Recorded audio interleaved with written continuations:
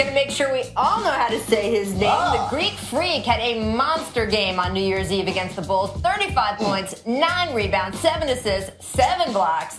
I mean, how dangerous does the Greek Freak make the Bucks? Are we looking at a team with first-round upset potential here? Absolutely. Especially, we just talked about it off air, especially if Chris Middleton can make it back. Right. That is a team that nobody, East or West, wants to see. They play the Warriors tough. They play the Cavs tough. I love the Bucks. Jabari Parker. I'm sorry. Greek Freak is definitely the best player on their team, but Jabari Parker. The compliment is. They complement each other great. Jabari Parker's going to be a big reason why they win, but the Greek Freak, the sky's the limit for this kid. I love him. Well-rounded. They get up to that number 6 slot, and all of a sudden we're talking about a very interesting scary series, team. right? Scary Could be team. pretty good. I don't know. All right, we're going to get on to make or miss here. Well, see, no, I already was starting. We beat the buzzer. With the buzzer. Come on. We are kicking off the new year right. Our 2003 NBA champ, Steven Jackson, our own king of all media and suits, NBA insider, Mina Hassan. And you are seeing Raptors video right now because, guys, I went across the street to see the Raptors play the Lakers last night. Did Kyle Lowry put on a show? 41 points, 20 of those came in the fourth quarter. This is such a fun team. Lowry continues to impress. DeMar DeRozan having a career season. And Toronto looks very solid in that number 2 spot in the Eastern Conference. The question you can't help but ask as you watch them, though, is what this franchise really wants and how might it get there? Because barring a major injury to Cleveland, it's still very hard to see the Raptors beating the Cavaliers to come out of the East, right? And hey, maybe that's okay. You are talking about a team that before last year's playoff run had won exactly 1 postseason series in 20 years. So if Toronto starts consistently making it to the Eastern Conference Finals, that's not exactly shabby for a franchise that for a long time was considered NBA purgatory. But sitting courtside as Lowry and DeRozan went fireball last night, it was hard not to want a little more for this group and get a little curious, especially as a news alert flashed on my phone. Our own Brian Windhorst and Mark Stein reporting that Atlanta has begun listening to trade offers for Paul Millsap, who, would just happen to fill the most glaring hole in the Raptors starting lineup. Imagine the Raptors pick and roll with Millsap. Imagine how Millsap would bolster Toronto's defense.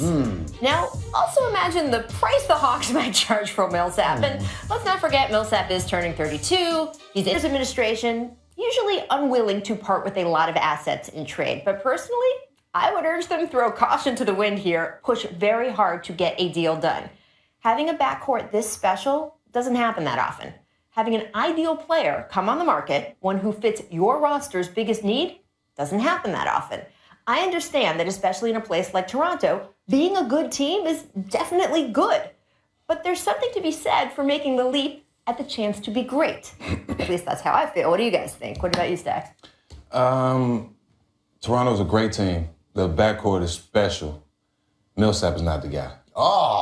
I think, to complement those guys, you need somebody more dominant, somebody that's one that can request double teams. Millsap is not requesting no double team. He ain't taking nobody off the dribble. He's a decent defender now. He's getting older. What is he doing in Atlanta to make Atlanta better? You want someone else to take the ball out of those 2 other guys' hands? Well, no, not really, but you're looking for somebody that you can drop it down to in the playoffs, especially a big man, a post guy, somebody that can post up. That's what they need. Millsap is not that guy. See, I think he is that guy. I think he's Is he that guy in Atlanta? I mean, he's been for the last couple of years. Maybe not this Played year. well last night. But what have they won? They went to the conference finals like 2 years ago. We're talking about competing with Cleveland. Sometimes. No, I'm just saying, but yeah, we're talking about competing with Cleveland. But That's the key, right? You're talking about competing with Cleveland. And look, no one's going one-on-one against LeBron, and it's going to be better. But you do look at that power forward spot and think they got to upgrade there if they want to compete with Cleveland. Not only that, we're also you say, well, what has he done? Well, now he's joining his own kind of super team because he already got 2 All-Stars there with him in Toronto. If he went there, it's a different situation. To me, I say go for it because it reminds me a lot of him. Slow down. I'm not saying they're going to win a championship, but reminds me when Detroit got Rasheed Wallace 12 years ago, right? Detroit was a solid team, all-stars, but they weren't winning anything. Rasheed Wallace put them over the top. I'm not saying that he's Rasheed Wallace. Okay. I'm not saying that. I'm saying that you're talking about This guy. He needs I'm saying when you have a team of all-stars, over here. a team of all-stars is good but not great, and then you add another all-star to it, that takes him to another level. It's not that Paul Millsap going to be like, yo, I got this. I'll take you to promised land. It's just that he's one extra piece that they needed. And I disagree. You throw to him at the elbow, he can go around a Tristan Thompson. He can definitely go around a Kevin Love. He can step out and shoot the three. He can post up smaller guys.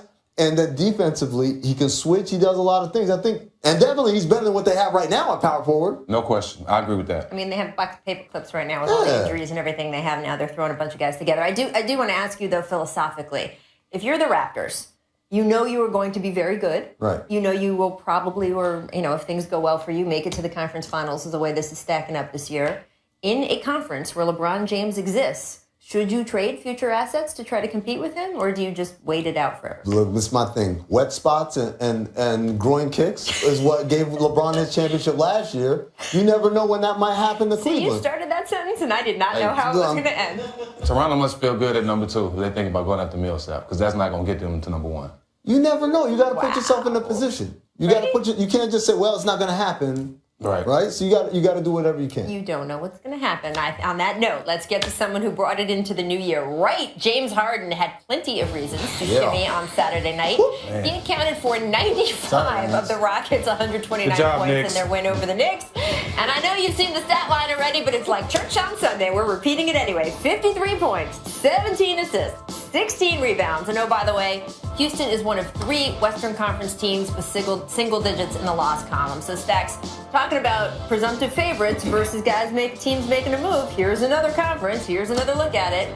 Does the Rockets, are they making you rethink this landscape in the West? Well, the biggest thing about the Rockets is they're playing like a top 3 team in the Western Conference. I think, James Harden, what he's doing, nobody expected him to take that role on this point guard. And shout out to D'Antoni for except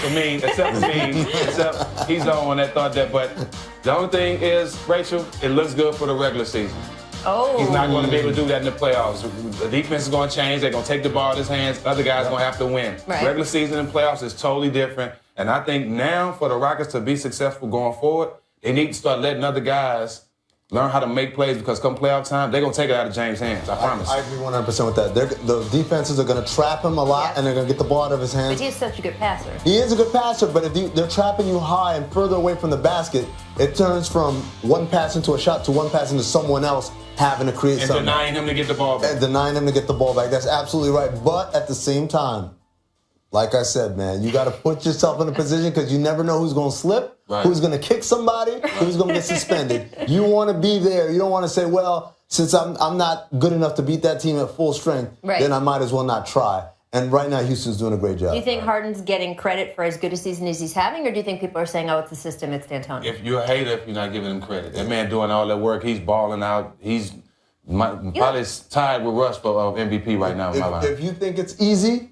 then you go do it. Pretty much. And by the way, Mike D'Antoni's coached a few teams recently. We have not seen anyone play like this in his Shout out to Beard. By the way, I just want to point out, a lot of times people, when they want to criticize the Rockets, they talk about their defense. They have been phenomenal defensively. Defense is getting better. Since Patrick Beverly came back. Yep. And even the young guy, number 5, I can't remember his name, from Louisville. And even, Montrezl Harrell. Montrezl Harrell, he's playing well. But I would say, even James Harden is not doing the I'm watching something walk by me anymore. I think you got to give him credit for that. I'm going to tee up 3 of our NBA players going through a bit of a rough patch heading into 2017 and ask Amin to suggest some New Year's resolutions. Now, as you know, your timelines, right, are flooded with all these stupid, these wonderful inspirational memes, right? I mean, come on, you've seen way too many of these on your timeline right now. Well, we have our own. Let's stay in Sacramento. Boogie did drop 26 points, had 8 assists on New Year's Eve, but he also earned his 10th tech of the season. And the Kings still lost the game. Afterward, Boogie expressed frustration with his teammates. Here was his quote. Like I've been saying, it's on us if we want to change this thing around. That's it. I'm tired of these blanking excuses. Blanking, maybe not what he said. Maybe he didn't say blanking. Anyway, Amin, what's your Boogie's? He said fluffy. He said Fluffy. Fluffing excuse. He said something. What? Wait a minute. I'm not even okay. But what should Boogie? 2017. That's exactly what I was gonna say. What should Boogie's New Year's resolution be? We should just do away with this. This is the meme I came up with, Boogie. I said, "Lord, protect me from my haters," and God replied, "Man, ain't nobody thinking about you." Look. Wait, I'm sorry. Where did you see that inspirational meme? Lord, I got protect it me from my haters. my inspirational stream that I get from Stack. Stack Instagram. What's that? Stack 5 Passe Instagram. Here's the thing. It's a bad situation, and it's not all Sacramento's fault, and it's not all DeMarcus Cousins' fault, but they're all bad together. Mm-hmm. This thing needs to end, and that's why I said, But it's like my form of entertainment all NBA season, so don't take it away from me. What do you think? I think he needs to really control his temper. That would be my New Year's. From you? You were saying this. Absolutely. What are you saying? Perception is not always reality, people. I'm telling you. Yeah. I wasn't that guy. But no, for me, I think it starts with DeMarcus. I think if he can control himself, and again, with his with his comments, he said it starts with us. No, it starts with him. I think that team needs to have, he needs to put that team on his shoulders. He needs to be the team leader that they want him to be. And I understand what he says, and no more excuses. Look, every excuse they have used has been recycled. A lot of those inspirational memes. Exactly. They've used every excuse they could probably use at this point. They have to go out there and win, and that's what it is. There's nothing else to say. All right, well, let's move on to Rajon Rondo. He didn't play a single minute during Saturday night's loss to the Bucks, and then this morning, Coach Fred Hoiberg said that's not changing. Michael Carter-Williams will start at point guard tonight. Jerian Grant will play the backup minutes versus the Hornets. Rondo reportedly interested in a trade if this continues. So, Amit, what should his New Year's resolution / inspirational poster be? First of all, I want to point out that I'm interested in winning Powerball if that's also available. But Rondo should be old ways will open new doors. Oh, knowledge dart. Nice. I like how he's pointing away from the door in this picture. So Rondo, this is his fourth team, his fourth coach in 4 years. And every single last one has ended poorly. The best one that he ended with Boston, and even then they were kind of pushing him out the door. At some stage, he's got to realize, look, it ain't everybody else's fault. I have to blame in some of the things that are happening in my life. I say his New Year's resolution to be work on that jump shot. I'm just telling you, if he works on that jump shot, then he has more chances to be on that floor. I mean, nobody can underestimate what he does as a point guard, his passing ability and what he can do. But I think if he has a consistent jump shot, he's into that rotation more often than not. But Rondo is successful when he has a athletic big man. He doesn't have that. Right. Him and Cousins play way together. Boogie, right? Work. They play well together. Him and Garnett play well together. I'm going to use one of the Stacks line. They play well together, him and Boogie, but they didn't win. They didn't win, and that's the same thing in Chicago. He's not going to help them build a winning team. I love Rondo. He's an old-fashioned point guard, one of those point guards that can get the team going and get everybody the ball. But as far as shooting and scoring, he's not that point guard. He's Chris Paul without the offense. Exactly, and that's what he needs to be to be on that. Yeah, more of like the Lord's Prayer than a resolution. To be on that, he's still a starter. He's still a starter. Yeah, exactly. To get on that court, that's what he needs to do. All right, finally, we have Doc Rivers, who is hoping to snap the Clippers' 6-game losing streak tonight at home against the Suns. Now, on Friday night, his son Austin was ejected after appearing to make contact with official JT Orr. Doc, well, that's a lot of unprintable words. Doc then ejected for complaining about Austin's ejection. And I mean, I am frightened to ask you this, but what should their New Year's resolution be for the Rivers family? I want to point out the original one that we're going to use. I felt bad, and I vetoed it. You felt bad? That's on the after show. Bad. That's on the internet. Yeah, exactly. That's for the paywall.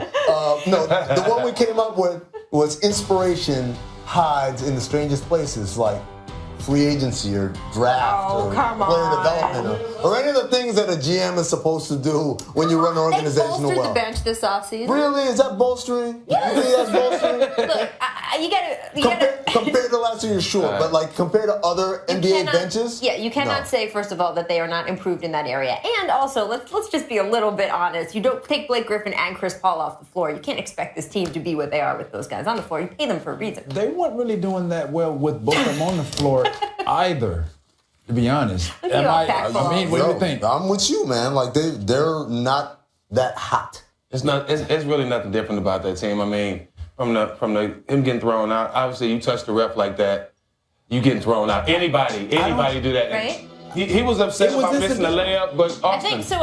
You should get thrown out every game. He didn't really touch him, or he didn't mean to touch him. He touched him. He was mad he missed a layup. He thought he got fouled. But you miss a lot of layups. You shouldn't get that mad. You miss them all the time. You know what I'm saying? The thing with Doc Rivers, I think he really was trying to figure out why his son got kicked out, and he got really emotional about it because he felt it wasn't fair why he got kicked out. Hey, your son really touched the referee. He deserved to. I got kicked out for less. I think it was incidental. He swung his arm. The ref happened to be there. Again, you don't supposed to touch him. I think in the end, that should have been something. I think the ref went too far. I mean, at least after a whistle or something, go over and talk to him or whatever. Right. I can see the Austin ejection, even if you didn't mean it, you can't do it. But the Doc ejection, again, falls into the you hurt my feelings, technical fact. Like, helicopter dad. Oh, come on. Doc can only help. He can only hope for a healthy roster at this point and really find a lineup really that's conducive to Blake's talents. Oh, you want them to make changes? That's a whole other segment. I'm just saying. I mean, you watch the game when Blake is in there, the offense stalls a little bit because he goes to that 15-foot jump shot. They need an offense where they can move around a little bit. Like I said, it needs to be conducive to his athletic ability. All right, fixing the Clippers roster will be our second after the Internet After Dark segment, because that could be another 2-hour show. All right, we want to thank T.O. for joining us today. You'll come back, right? Absolutely. We're going to take a quick break, but before we go, it is time for our distant replay from this date in 2009. 2009 is not that distant. Nah. All right, but still, take a look. Is this a Vince Carter one again? Yeah, I knew you were going to look at this one. Oh, come on. That's too much fun. Okay, foul Gasol. I told you. Okay, a 7-footer with a guard in that body. He wants to be a guard. Who that, C.J. Miles?